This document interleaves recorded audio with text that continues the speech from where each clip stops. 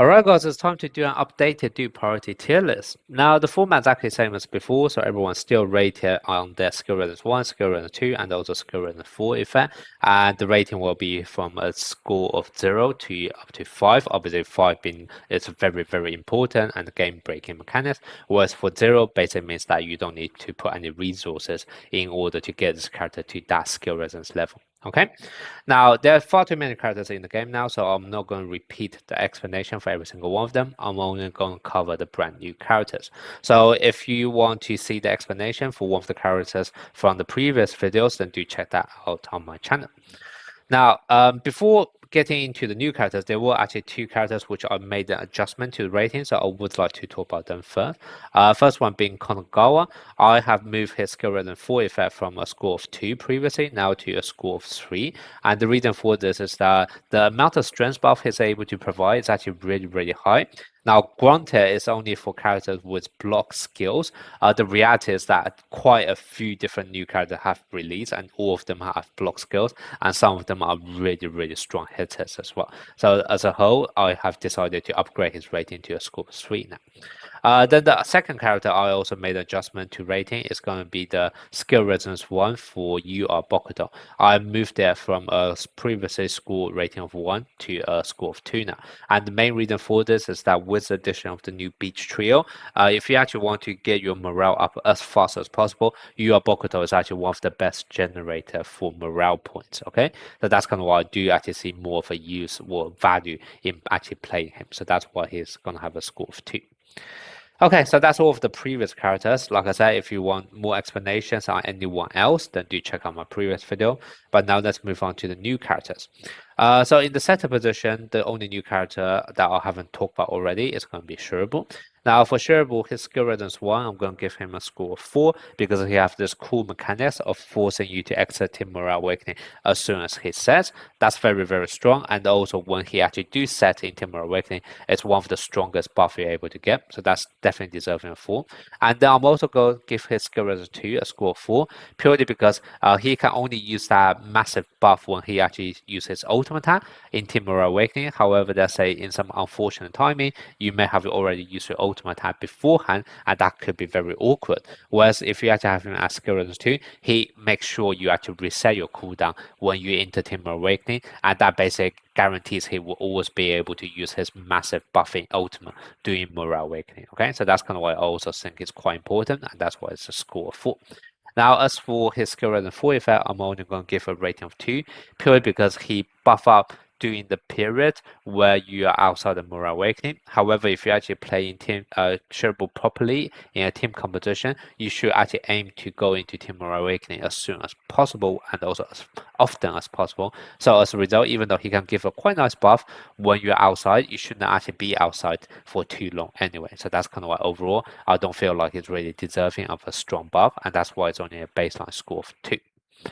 Okay, now moving on to the Wind Spiker, there were 3 new Wind Spiker, which is Futakuchi, Hanamaki, and also Kita. For Futakuchi, he's actually able to give a really, really strong amount of spiking power buff when, even though he's supposed to be like a hybrid blocker and spiker, he also has this very, very strong buffing ability for your other spiker as well. So also that's quite nice. It's also a very strong number, it's quite strong buff as well. So that's why it's a score of 3. For his skill rating 2, he just improved his basic, his teammates' basic stats a tiny bit more. It's a pretty small number though, so that's why it's only a baseline score of 2. And then for his skill rating 4, he's now also able to improve the strength buff for your teammates, which is nice, but also a pretty small number. But the reason why it's really a rating of 3 is the fact that he can also give his own sparking power 100% buff as well, and that's obviously a quite large number. So that's why it's a rating of 3 for his skill rating 4.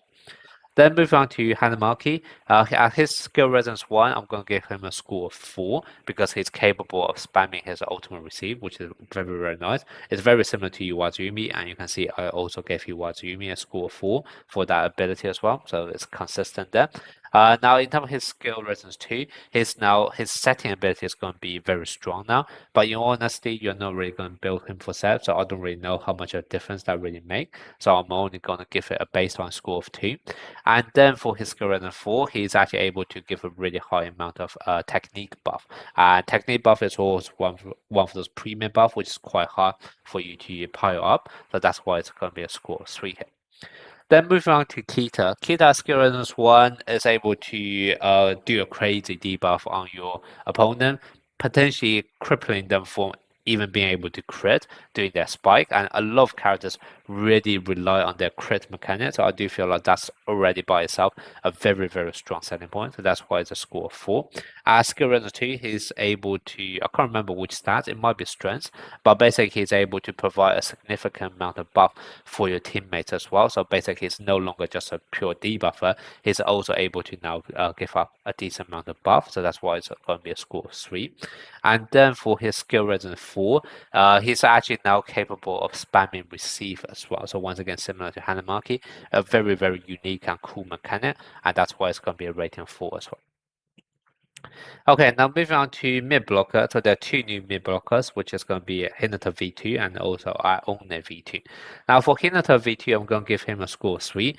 He is probably going to be the hardest hitter in the game, but the only thing is that you kind of need to have him on the bench for the first few rallies, and then he come on to do 1 gigabuff spike. Okay, so I guess in some sense it's somewhat similar to SP Bokuto in the sense that you don't actually expect to spike him often. However, when he does spike, it's going to be hitting very, very hard. So that's kind of why it's a score 3 for the fact that it's a strong buff. And then at skill resonance 2, he's basically able to provide tiny bit of buff for your teammates, and also he can improve his own attack technique as well. But the reality is, because he won't be spiking so often, because it's literally going to be on the bench for half a match, even though those are nice buffs, if you actually put into the proportion of the entire match, it's only going to be very few times you're actually able to take advantage of it. So that's kind of why it's only going to be a score of 2.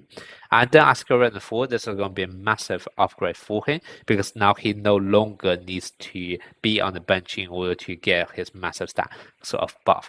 So he can actually now be played in your main team in the starting lineup, etc. That's obviously going to be a massive improvement to his playstyle. So that's kind of why it's going to be a score of 4. Then we move on to SP Aone, who I have actually rated as a 3 throughout. So his base skill level, he's able to essentially have one of the strongest spike in the game by forcing your other block. One of the strongest block in the game by forcing your other blocker's block to go to cooldown. And also he can then reset his own blocking cooldown as well, etc. So that's all a very strong buff he's able to provide. So that's definitely deserving of a score 3. And then for his skill resonance 2, what's going to happen is that now he can actually buff his teammates as well. So when he uses block ultimate, he can now also increase your teammates' power spike stats, and also the power of the spike as well. But for those kind of reasons, it's also going to be quite nice. He can also force your teammates to do a crit as well if they happen to have a block skill which is on cooldown. So those are all quite nice different type of attributes or stats that he's able to improve on. So that's kind of why I'm going to give him a score 3 for that. And then for his skill resonance 4, this one he's just able to improve basic attack and defense technique.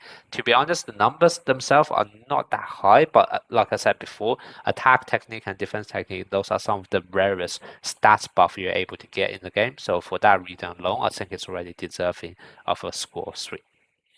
Now let's move on to the opposite hitter. So we only have one new character this time around. It's going to be Yushijima V2. He's going to get a score of 4 for his skill resonance 1. The reason for this is that he's able to spam his ultimate spike outside the Morale Awakening. However, he's not able to cover all of the spikes in the match. Therefore, you still have to bring another spiker onto your team, etc. So that's kind of why it's only going to be a score 4 rather than 5. And then it kind of improved a tiny bit at his skill resonance 2, because now he's also able to reset his cooldown out as soon as you exit Team Morale Awakening. And what that basically means is that during Team Morale Awakening, you can actually use him to spike once without any bad consequences, because he can still continue to spike afterwards as soon as Morale Awakening finish.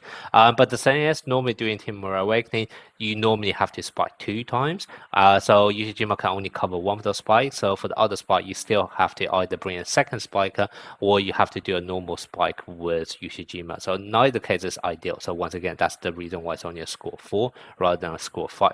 And then for his skill rating 4, I'm going to give a rating of 3 because he gets this insane buff of, I think, like up to 180% strength as well. So that's massive. So that's why it's a rating of 3.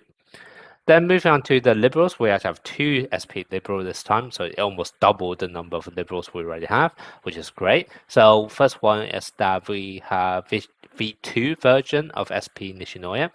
Now for his skill rating as well, I'm going to give him a score of 4 because he should be able to spam his receive fairly consistently as long as you have, let's say, 2 setters who are always able to use their set skills, etc. And then he also has this other benefit of making sure, I think it depends on how many buff stack he has, but he can also make sure your receive is not bad for kind of save you from a point as well. So those are all pretty nice things. So that's kind of why it's a score of 4. And then for his skill rating 2, he gets this new save mechanics. So obviously that's a new mechanic. That's why it's a score of 4. And then for his skill rating 4, he is going to be able to buffer the person he's setting to or any other quick setter set to as well. So those are all pretty nice. So that's why it's a score of 3. Then for Yaku, for his skill rating 1, he still have this insane mechanics of turning normal receive to perfect. One of the most broken mechanics in the game. So that's easily going to be a score of 5. For his skill rating 2, he also gets this new save mechanic as well. So that's why it's here. And then for his skill rating 4, he's now able to increase the attack technique for your team and also I think defense technique as well. So once again, those are some of the more rare buff stats. So that's always nice to see. So that's why it's a score 3 for that crazy buff. So yeah, so that's going to be my thoughts on the latest addition on the JP server and how I would rank the dupe priority. Let me know what you guys think in the comment section.